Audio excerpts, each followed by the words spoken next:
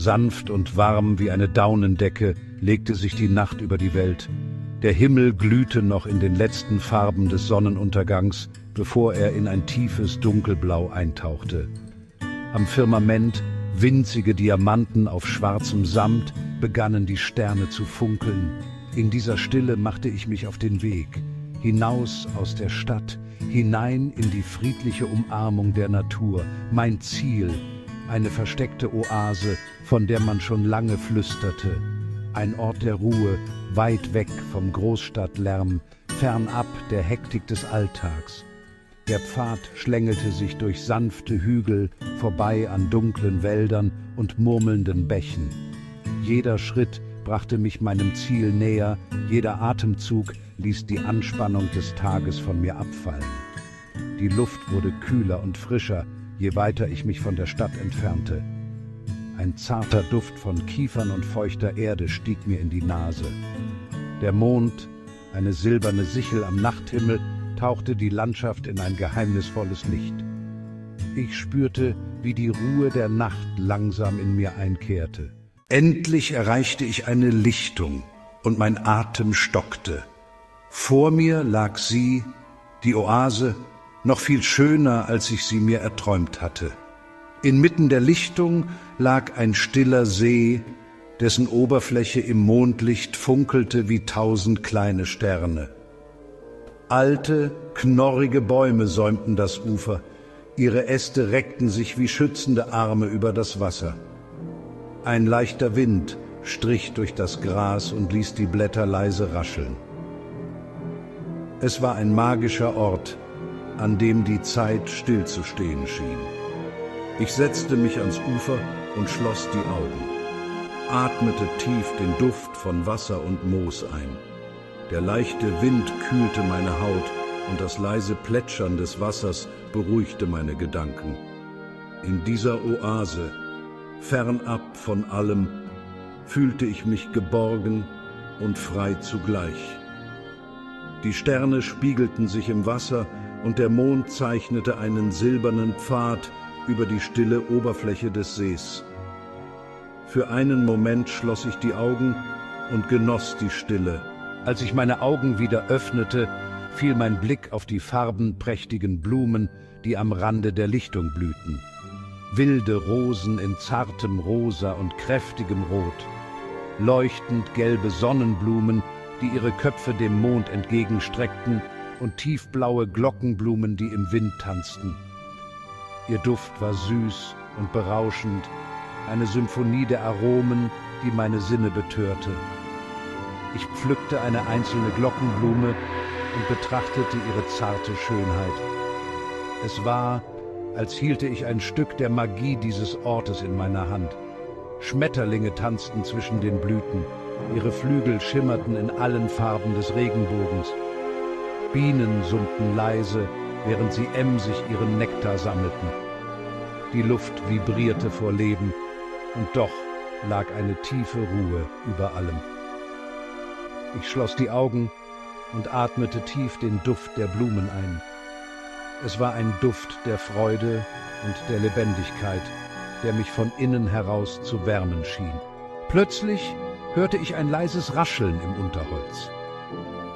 Neugierig hob ich den Kopf und entdeckte ein kleines Eichhörnchen, das mich mit großen, schwarzen Augen beobachtete. Es saß auf einem Ast, den buschigen Schwanz aufgestellt, und schien mich genau zu mustern. Für einen Moment sahen wir uns an, dann huschte das Eichhörnchen den Baum hinunter und näherte sich mir vorsichtig. Es blieb stehen, nur wenige Schritte entfernt, und sah mich erwartungsvoll an. Ich lächelte und streckte ihm vorsichtig meine Hand entgegen. Zögernd kam das Eichhörnchen näher, schnupperte an meinen Fingern und kletterte schließlich auf meine Hand. Es war erstaunlich zutraulich und ließ sich bereitwillig streicheln. Sein Fell war weich und warm und seine kleinen Krallen kribbelten auf meiner Haut. Für einen Moment saßen wir einfach da, das Eichhörnchen und ich, und genossen die Stille des Waldes. Es war ein magischer Moment, eine Begegnung, die mein Herz mit Freude und Wärme erfüllte. Nachdem sich das Eichhörnchen wieder in den Wald verabschiedet hatte, stand ich auf und folgte dem Pfad weiter. Er führte mich tiefer in die Oase hinein, immer am Ufer des Sees entlang. Das Wasser plätscherte leise und ab und zu hörte ich den fernen Ruf eines Käuzchens. Der Pfad führte mich zu einem kleinen Bach, der in den See mündete. Das Wasser war kristallklar und floss über moosbewachsene Steine, die im Mondlicht glitzerten. Ich kniete mich hin und tauchte meine Hände in das kühle Nass. Der Bach schien Geschichten zu erzählen, leise Geschichten von fernen Ländern und vergessenen Zeiten. Ich schloss die Augen und lauschte dem Rauschen des Wassers, versuchte die Geheimnisse zu ergründen, die es in seinen Tiefen barg. Es war ein Ort der Magie und der Geschichte, an dem die Grenzen zwischen Traum und Wirklichkeit zu verschwimmen schienen. Ich atmete tief ein und spürte, wie die Ruhe und Kraft des Wassers mich durchströmte. Der Pfad führte mich weiter, bis ich zu einer kleinen Lichtung kam. In der Mitte der Lichtung stand ein kleines, steinernes Häuschen, von Moos und Efeu bewachsen. Es sah uralt aus, wie aus einer anderen Zeit. Vor dem Häuschen saß eine Schildkröte.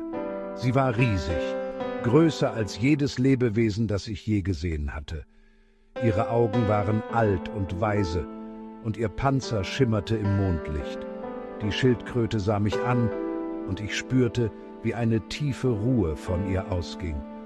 Ich setzte mich vor sie hin und wartete. Nach einer Weile begann die Schildkröte zu sprechen. Ihre Stimme war tief und beruhigend, wie das Rauschen des Meeres. Sie erzählte mir Geschichten von der Schöpfung der Welt, von den Sternen und dem Mond, von den Tieren und den Pflanzen. Sie sprach von Liebe und Verlust, von Freude und Leid, von Leben und Tod. Ihre Worte waren voller Weisheit und Güte, und ich lauschte gebannt ihren Geschichten. Als die Schildkröte ihre Erzählung beendet hatte, fühlte ich mich ruhig und friedvoll. Die Geschichten hatten mich tief in meinem Innersten berührt und mir neue Erkenntnisse geschenkt. Ich bedankte mich bei der Schildkröte für ihre Weisheit und verabschiedete mich von ihr. Müde, aber glücklich legte ich mich unter einem Baum am Ufer des Sees schlafen. Die Geräusche der Nacht, das Rascheln der Blätter, das Plätschern des Wassers, das ferne Rufen eines Käuzchens wiegten mich in einen tiefen, traumlosen Schlaf,